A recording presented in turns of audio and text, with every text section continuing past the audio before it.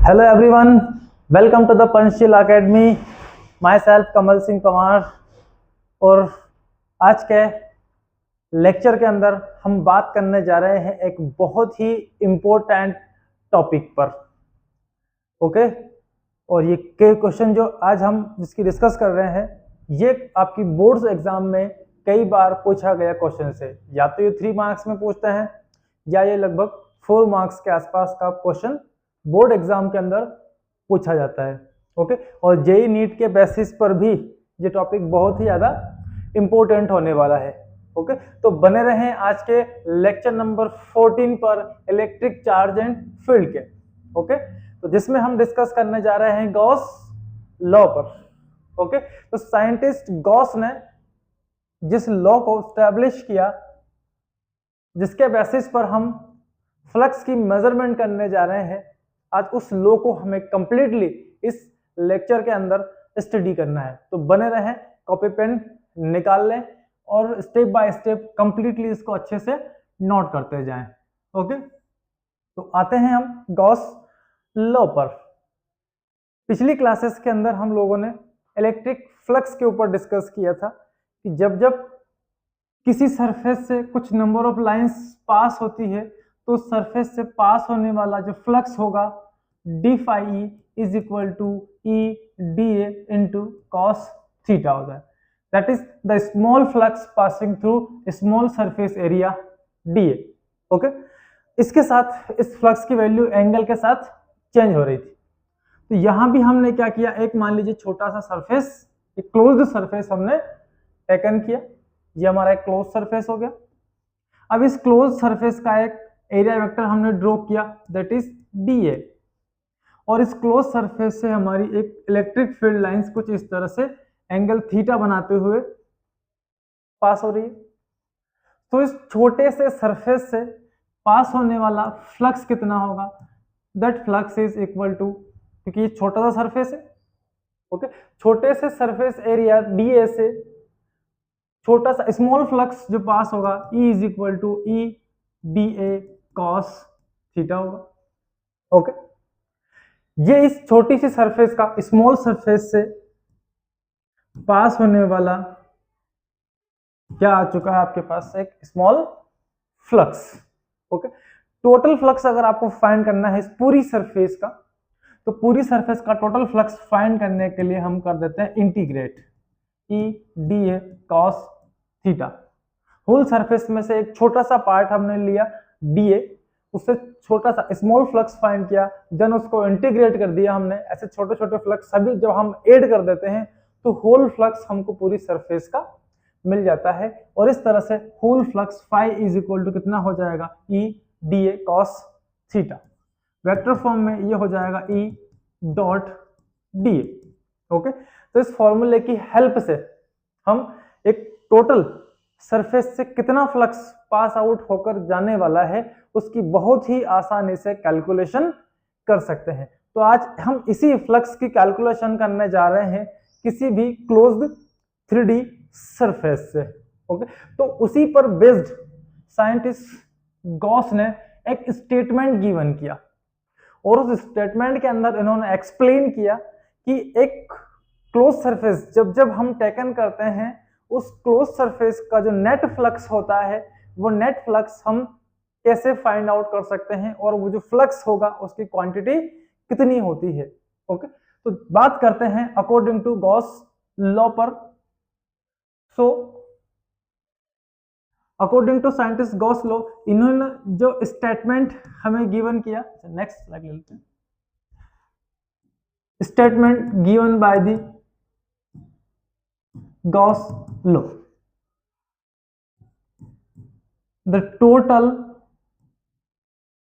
or net, the net flux, sorry, the net flux passing through a closed और close surface कौन सी होती है? हमने दो तरह के सरफेस पर डिस्कस किया था, 2D एंड 3D। 2D को ओपन सरफेस कंसीडर करते हैं और जो 3D सरफेसेस है वो सारे के सारे क्या होगी? हमारी क्लोज्ड सरफेसेस होती है। So the net flux passing through a closed 3D surface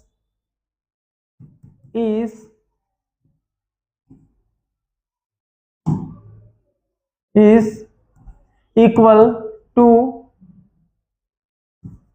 the 1 by epsilon naught times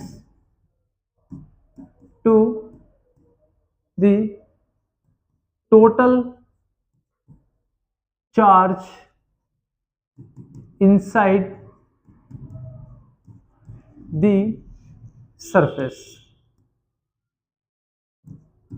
okay तो क्या एक्सप्लेन किया इन्होंने, क्या गिवन किया, क्या इंफॉर्मेशन गिवन की हमको इन्होंने अपने स्टेटमेंट में? तो इन्होंने कहा कि जब जब आप नेट फ्लक्स फाइंड करेंगे, कौन सा?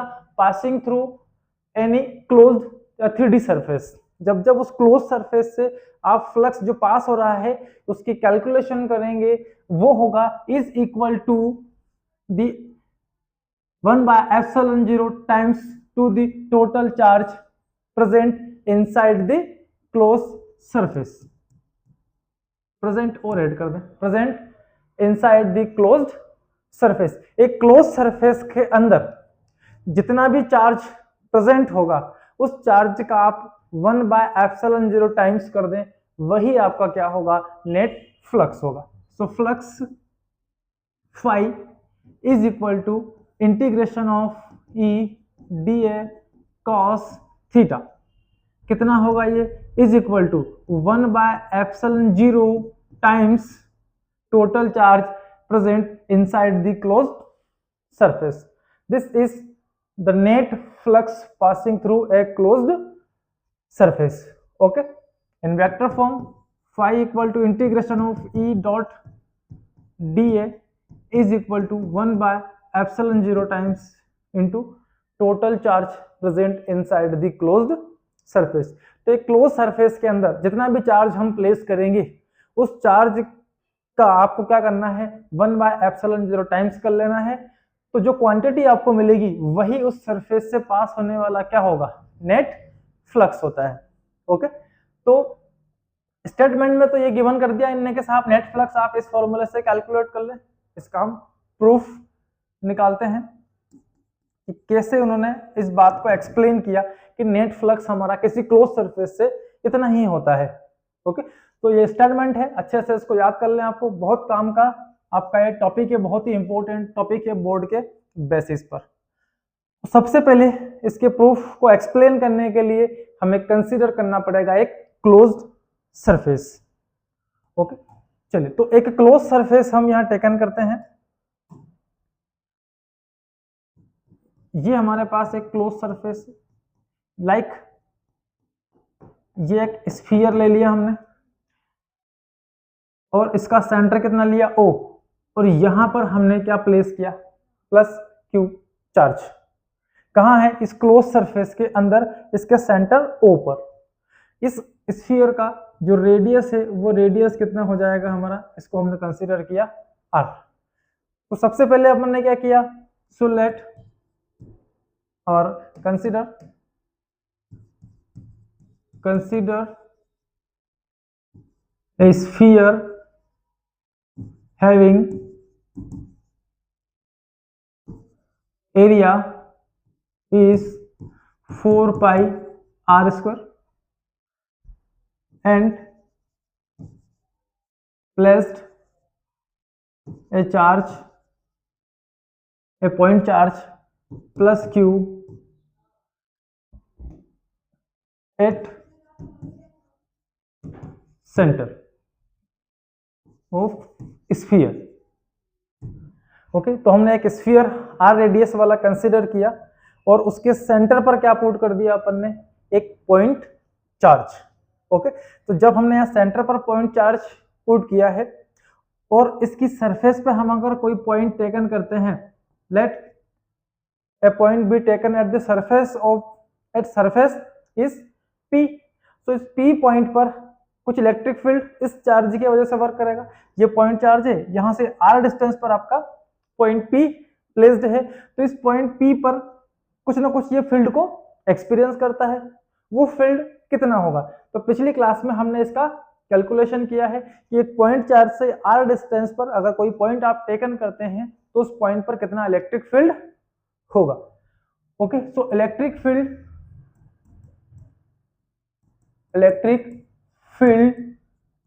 एट P वो हो जाएगा E is equal to 1/4 pi epsilon naught into charge by distance.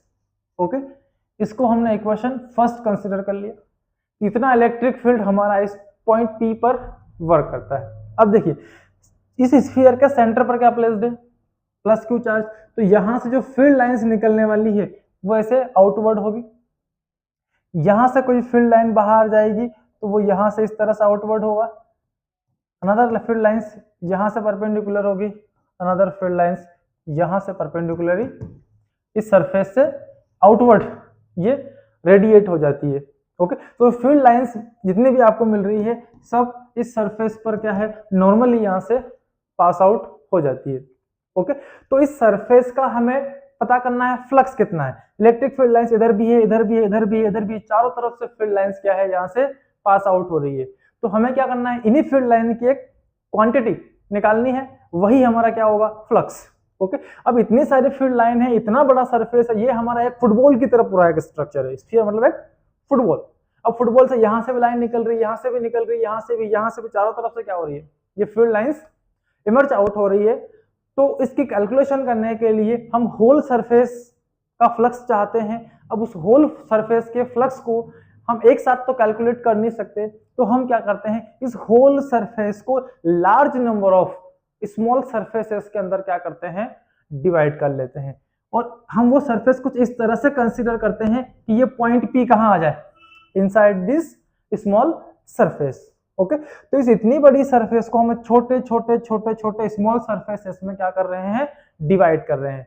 उस स्मॉल सरफेस से पास होने वाला फ्लक्स कैलकुलेट करेंगे, देन सारे स्मॉल सरफेस से पास होने वाले फ्लक्स को हम ऐड कर लेंगे, तो हमें क्या मिल जाएगा, total flux.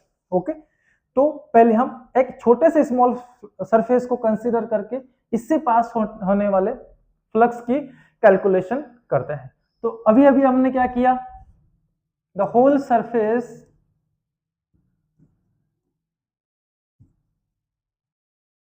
is divided into large number of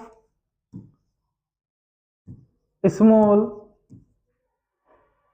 surfaces dA। Okay, ऐसे छोटे छोटे हमने ढेरों सरफेस कंसीडर कर लिया। Then the flux passing through surface d, इस छोटी सी सरफेस से पास होने वाला फ्लक्स कितना होगा, तो वो स्मॉल फ्लक्स होगा क्योंकि सरफेस भी कैसा है, small, is equal to d phi is equal to E d A cos theta. Here theta कौन है, theta is angle between E and d A. अब ई और डी ए के बीच का क्या है, ये थीटा हमारा एंगल है। अब आप देख रहे होंगे कि स्मॉल सरफेस हमने यहां कंसीडर किया है, तो इसका एरिया वेक्टर कहां होगा, normally in this direction. Okay, इधर क्या है, एरिया डीए है, और इसी पर आपकी फील्ड लाइंस भी इधर ही है, तो दोनों के बीच का जो एंगल है वो कितना हो जाएगा हमारा 0 degree, because E and d A both are parallel, E parallel to d A. So at this time angle theta is equal to 0 degree. Okay, और जब जब हम कॉस के प्लेस पर एंगल की वैल्यू पुट करेंगे, d phi equal to E d A cos 0, cos 0 का value कितना 1, तो d phi is equal to E d A. Okay, cos 0 is equal to 1 मिल जाता है, फ्लक्स मिला हमको d phi is equal to E d A. और E का वैल्यू हम पहले ही कैलकुलेट कर चुके हैं। So by equation first d phi is equal to 1/4 pi epsilon naught into d A, ये डी, अच्छा sorry q upon r square रह गया, क्यू अपॉन आर स्क्वायर, ये ई का वैल्यू हमने पुट कर दिया, इनटू क्या है D A. This is the small flux passing through the small surface, जो हमने छोटी सी सरफेस यहाँ पर टेकन की, उस छोटी सी सरफेस से पास होने वाला हमको नेट फ्लक्स कितना मिला, d phi equal to this. तो हमको तो होल सरफेस का फाइंड करना है, the total flux passing through surface. Total flux find करने के लिए इंटीग्रेट कर देते हैं, d phi is equal to integration 1/4 pi epsilon naught into q divided by r square into d A. Okay, जो कांस्टेंट से इंटीग्रेशन से बाहर, इधर तो इंटीग्रेशन डिफरेंशियल में बचा कौन, only phi is equal to q upon 4 pi epsilon naught r square, this all are constants.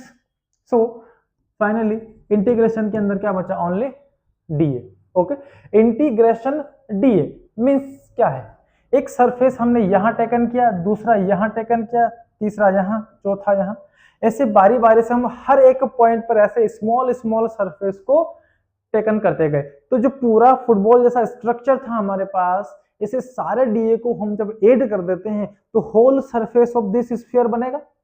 Okay, तो वो होल सरफेस कितना होगा, ये टोटल क्या बन गया, surface area of sphere. So flux phi is equal to q divided by 4 pi epsilon naught into r square into 4 pi r square. Okay, 4 pi से cancel, are square cancel, क्या बचा है हमारे पास, तो finally flux phi is equal to q divided by epsilon naught. और जो charge यहां पर आपको दिख रहा है क्यू, ये कहां पर प्लेस्ड है, ये क्यू कहां पर है, inside, divided by epsilon not, ये या ये दोनों ही स्टेटमेंट हमारे क्या है, ट्रू। ओके, बट क्यू के लिए स्पेशल कंडीशंस ये है कि वो कहां होना चाहिए, सरफेस के अंदर, इनसाइड द सरफेस, उसका होना बहुत ही कंपलसरी है। ओके, तो हमने डिसाइड किया था कि किसी भी क्लोज सरफेस से जो फ्लक्स है 1/ε0 टाइम्स इनटू क्या होता है, टोटल चार्ज, और उसी स्टेटमेंट को हम कंप्लीटली प्रूफ कर चुके हैं। सो किसी भी सरफेस से हमारा नेट फ्लक्स कितना पास होता है, phi is equal to q inside by epsilon naught. Okay, तो ये था हमारा गॉस थ्योरम, जहां पर हमने प्रूफ किया कि नेट फ्लक्स किसी भी सरफेस से, नेट फ्लक्स किसी भी सरफेस का कितना होगा, 1/ε0 times to the total charge present inside the closed surface. कुछ केसेस कि हम डिस्कस कर लेते हैं, वैसे कुछ फैक्ट्स है, फैक्टर्स देख लेते हैं। तो पहला फैक्टर ये कहता है कि अगर हम मान लीजिए एक पॉइंट चार्ज प्लस क्यू को यहां पर प्लेस करते हैं, इसके बाहर एक सरफेस हमने यहां टेकन कर लिया, सो इससे पास होने वाला फ्लक्स कितना, phi is equal to 1/ε0 times into total charge present inside this surface, radius कितना, r।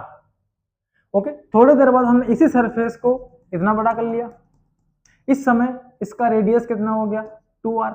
तो नेट फ्लक्स कितना, फर्स्ट केस में इतना था, सेकंड केस का नेट फ्लक्स कितना, ε0 टाइम्स इनटू टोटल चार्ज। तीसरा सरफेस अगर आप टेकन करेंगे, ये तीसरा सरफेस जहां पर रेडियस अब हमने इसका कितना कर दिया, 3 टाइम्स, उस केस में भी फ्लक्स कितना, 1/ε0 टाइम्स इनटू क्यू। कैसे, तो फ्लक्स इज इक्वल टू हमने कैलकुलेट किया था 1/4 पाई एप्सिलॉन नॉट इनटू यहाँ पर क्या, आर स्क्वायर, और यहाँ पर 4 पाई आर स्क्वायर था, 4 पाई से तो 4 पाई कैंसिल कर दिया हमने। अब देखिए, पहले स्फीयर के लिए आर है, तो यहाँ पे आर पुट कर दिया, दूसरा स्फीयर का रेडियस कितना है 2r है, तो यहाँ पर 2 पुट कर देंगे तो फिर से क्या हो जाएगा कैंसिल। थर्ड स्फीयर के लिए 3r है, तो यहाँ पर 3 पुट कर देंगे, फिर से क्या हो जाएगा वो कैंसिल आउट हो जाएगा। तो कहने का ये मीनिंग है कि आप शेप कितना भी छोटा ले लें या कितना भी क्या ले लें बड़ा ले लें, इससे फ्लक्स को कोई भी इफेक्ट पड़ने वाला नहीं है। So size of surface do not affect the flux. Fine, okay.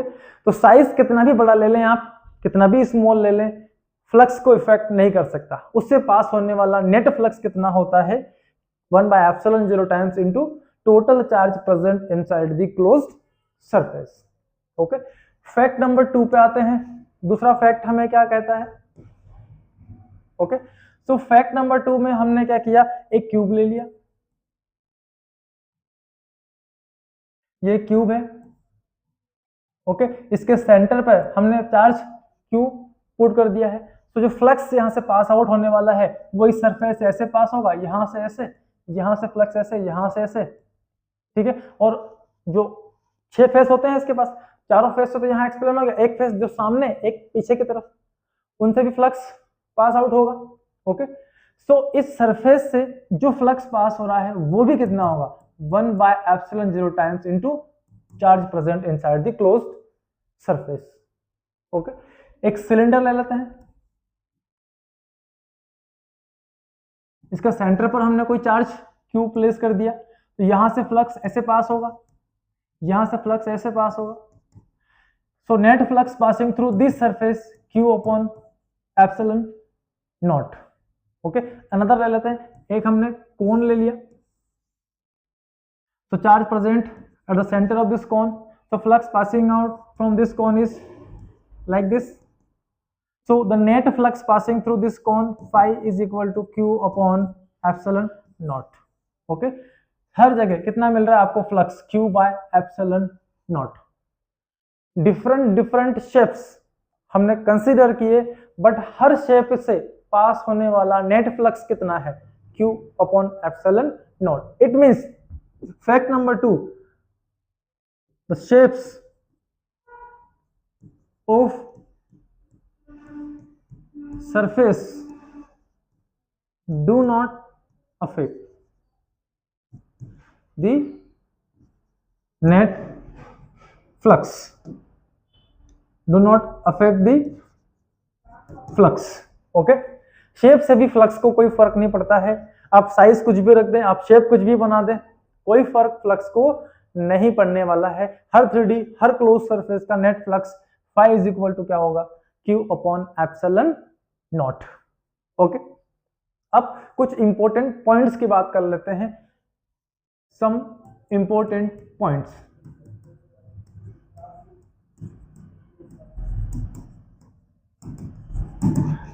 So point number first, अगर एक क्लोज सरफेस के अंदर, अभी तो हमने चार्ज क्यू प्लेस किया था, अगर आप चार्ज Q1 पुट कर दें, Q2 पुट कर दें, Q3 पुट कर दें, कितने भी कर सकते हैं, okay.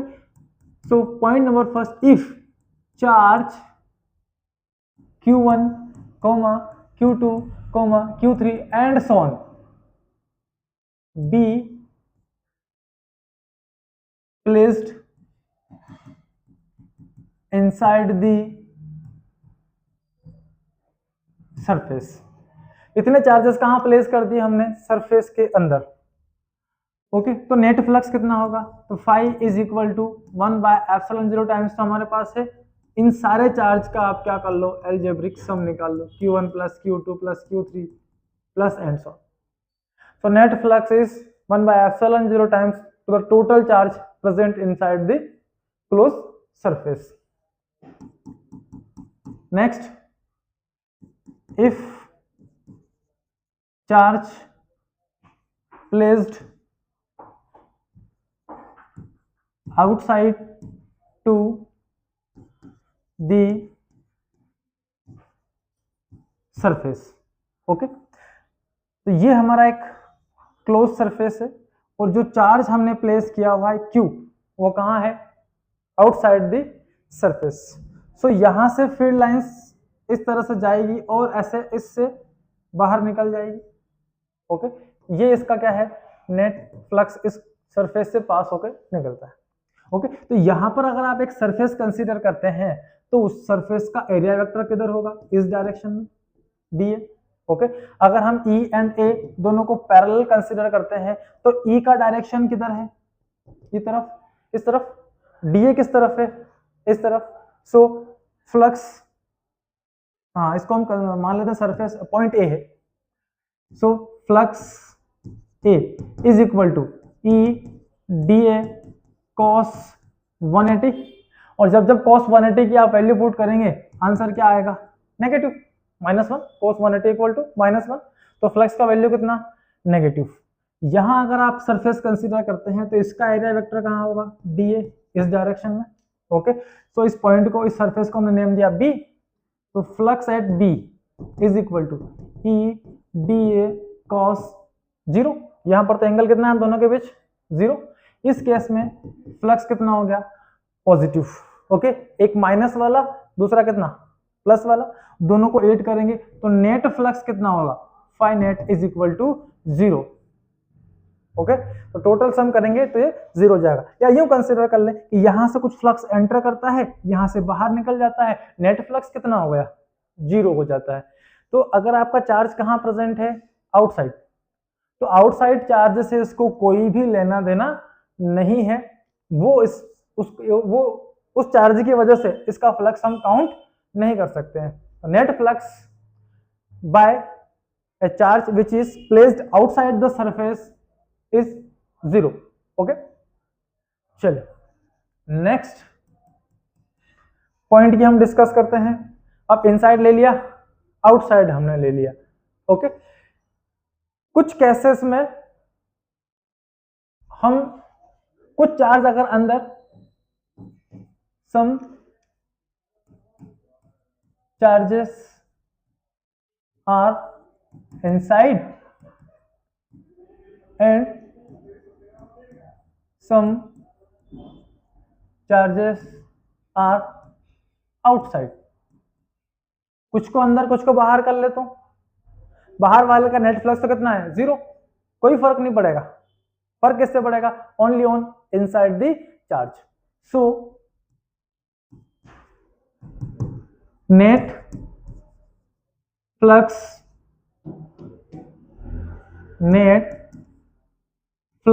is only due to charges present inside the surface। Okay, so केवल और केवल हमको इनसाइड वाले सरफेस से ही, इनसाइड सरफेस के अंदर प्रेजेंट चार्ज से ही मतलब है, बाहर वाले से हमें कोई भी लेना देना नहीं है। और last, Gaussian surface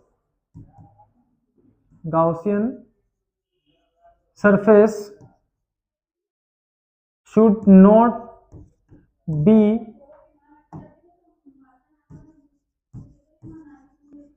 passed through point charge. Okay, हमारा गाउसियन सरफेस जिस पॉइंट चार्ज को हम अंदर टेकन कर रहे हैं उससे पास आउट होकर नहीं जाना चाहिए। ओके, तो ये गॉस लॉ के कुछ इंपॉर्टेंट फैक्ट्स हैं जिन्हें आपको समझना है और अच्छे से याद रखना है। चलिए, कुछ डिफरेंट सरफेसेस से पास होने वाले फ्लक्स की भी हम कैलकुलेशन कर लेते हैं। क्वेश्चन नंबर फर्स्ट लेते हैं। सबसे पहले हमने एक सेमी सिलेंडर ले लिया। ये हमारे पास एक सिलेंडर है।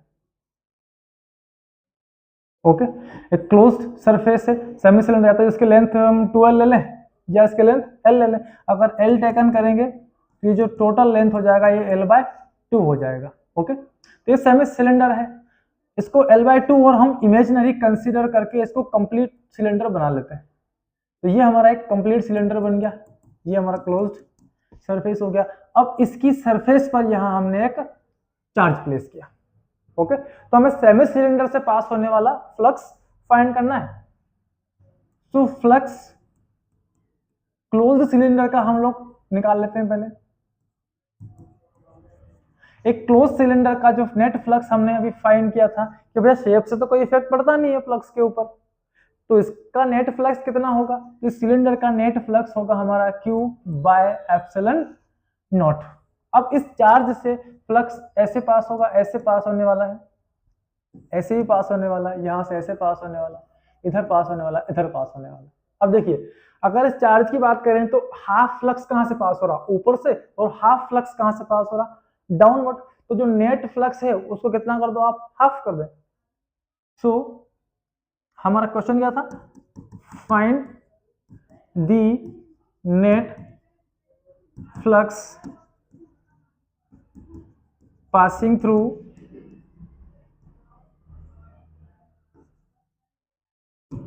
Semi cylinder, passing through semi cylinder. Okay, तो सेमी सिलेंडर से पास होने वाला फ्लक्स फाइंड करना था हमें। So flux by semi cylinder is equal to total flux का कितना करते हैं हम? Half epsilon naught. तो इससे पास होने वाला ये जो इधर वाला फ्लक्स है, ये फ्लक्स हमारा कितना हो गया? Q upon 2 into epsilon naught. Okay, next question की बात करते हैं। ओके, चलिए नेक्स्ट क्वेश्चन लेते हैं हम। एक हमने टेकन किया hemisphere. This is a hemisphere, charge Q be placed at surface, then find out the net flux through this hemisphere. So flux passing through this surface like this, इधर भी lines pass होने वाली है, इधर भी, यहां से ऐसे भी, ये भी और ये भी।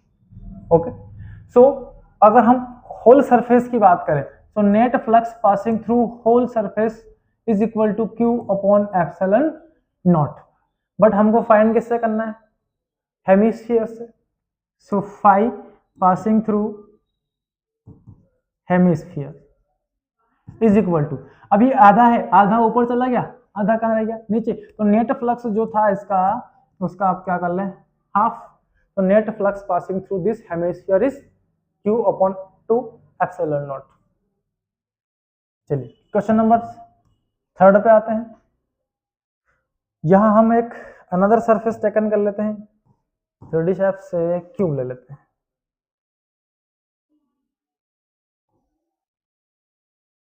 ओके, ये क्यूब लिया हमने और इसके सेंटर पर हमने क्या प्लेस कर दिया? एक चार्ज Q। तो इससे कितना फ्लक्स पास होगा हम कैलकुलेट करते हैं। ठीक है, देन हम फाइंड करेंगे कि net flux passing through each surface, one surface से कितना फ्लक्स पास होने वाला है। एक क्यूब के पास कितनी सरफेस होती है? 4। एक क्यूब जब बनाते हैं, 1 सरफेस इधर, 1 इधर, 2 3 इधर वाला, 4 5 6, तो 6 सरफेसेस इसके पास प्रेजेंट है। तो ये फ्लक्स इस फर्स्ट सरफेस से इधर पास होगा, सेकंड से इधर, थर्ड से इधर, फोर्थ से इधर। ओके, बची हुई 2 सामने और एक पीछे। तो नेट फ्लक्स तो हमको मालूम है भाई, शेप से तो कोई फर्क पड़ेगा ही नहीं। अगर आपको बोल दिया जाए कि find out the net flux of this cube, तो क्या करोगे? By Gauss law, phi is equal to Q by epsilon naught, यही इसका नेट फ्लक्स है। ओके, बट उसने पूछ लिया find the flux, find the flux passing through each surface. Okay, हमको ईच सरफेस का फ्लक्स फाइंड करना है, किसी भी एक सरफेस का। तो क्या होगा? अब देखिए, सिमेट्रिसिटी नाम का भी थोड़ा सा कुछ मसाला हम इसके अंदर डाल देते हैं। अब सिमेट्रिसिटी कहती है कि जितना फ्लक्स इस वाली सरफेस से पास होगा उतना ही इस वाले सरफेस से, उतना ही ऊपर वाले से, इतना ही डाउनवर्ड वाले से, इतना ही सामने वाले से, इतना ही बैक साइड वाले से। तो जो टोटल फ्लक्स था यहाँ पर वो कितने पार्ट में डिस्ट्रीब्यूट हो चुका है। टोटल कितने हो गए 6 फेस, तो 6 फेस में इक्वल इक्वल क्या हो चुका है वो distribute. Okay, so the flux passing through this cube is equal to flux from each surface